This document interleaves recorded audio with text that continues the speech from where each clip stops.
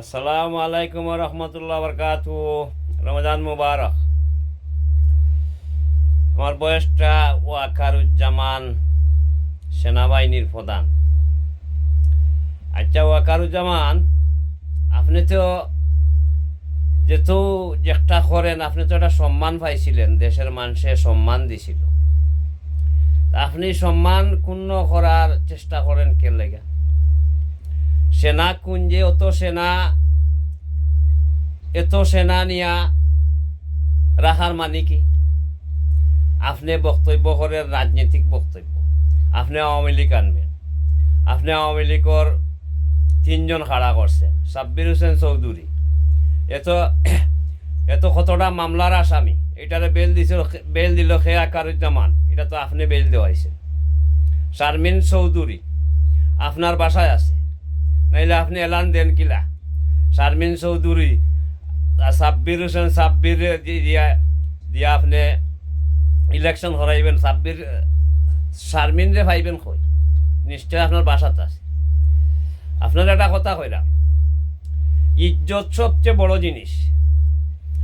ইজ্জত মানুষে খামাইতে হাজার হাজার বছর লাগে, আর গোয়া ইজ্জত নষ্ট করতে মাত্র 1 সেকেন্ড লাগে। এক তাপ্পড় মারলে ইজ্জত শেষ হয়ে যায়। আপনি দেখেন জিয়াউর রহমানের কয়দিনের শাসন, এখন পর্যন্ত 18 কোটি মানুষে মাথাত লইয়া আটে। কারণ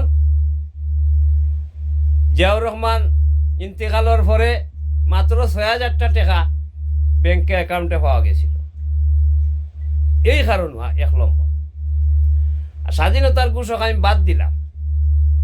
জিয়াউর রহমানের বাঙ্গা সুরকেস, খালেদা জিয়ার বাঙ্গা সুরকেস আপনার আম্মা আসিনা চিল্লাই শুনেন না?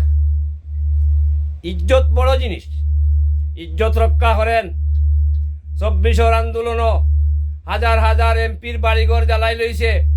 আমরা সিলেট কয়টা বাড়ি জ্বালাইছি? আমি এক সিলেটি, আমার বাড়ি সিলেট। আপনার এই কর্মকাণ্ড দেখিয়া আমরা সিলেটি হতভাগা হইয়া গেছি।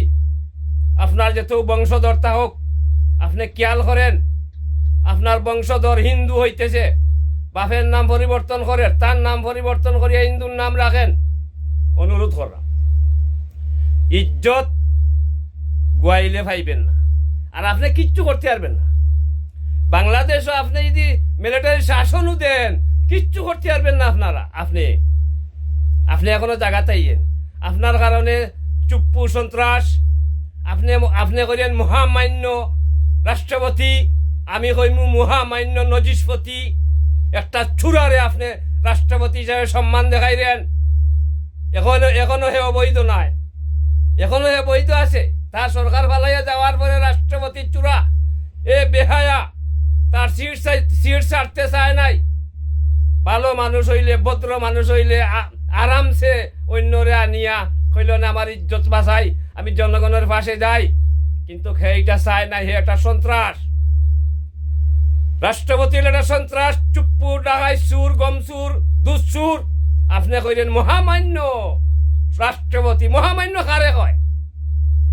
আপনি আউটও শিখেন নাই। মহামান্যর মানে কি আউটও শিখেন নাই। মহামান্য একমাত্র এক রব্বুল আলামিন। মহামান্য মানে এক রব্বুল আলামিন, লা শারীকা লা। আপনারা শিক্ষিত হইয়া অশিক্ষিত মূর্খর মতো চলেন। আপনারা শিক্ষিতর কোনো গুণ আমি পাই নাই। বাংলাদেশের যত জেনারেল, যত ডিএ ভাই, এসএ ভাই, এগুলা একটাও আমি ভালো মানুষ দেখি নাই। আপনিও ভালো মানুষ নাই। 53 বছর বয়সে বাংলাদেশের জেনারেল হল একটাও ভালো নাই। কারণ কি?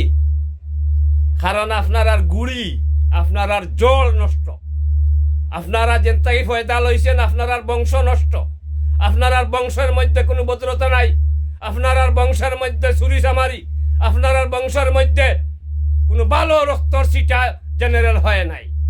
এর কারণে বাংলাদেশের জেনারেল হল একটাও ভালো নাই, দেশপ্রেমিক একটাও নাই। ওয়াকারুজ্জামান, আপনারে কইরাম, আমরা সিলেটের বদনাম করিয়েন না। আমরা বহুত লজ্জিত হইলাম। আপনি জায়গাতে আসেন, জায়গাতে আসিয়া জনগণের পাশে আসেন। আওয়ামী লীগ চিল্লাইয়েন না, জাতির পিতা হইয়া চিল্লাইয়েন না। জাতির পিতা নাই, জাতির পিতা মারা গেছে। জাতির পিতা আওয়ামী লীগ করতে দাফন খাওয়ানো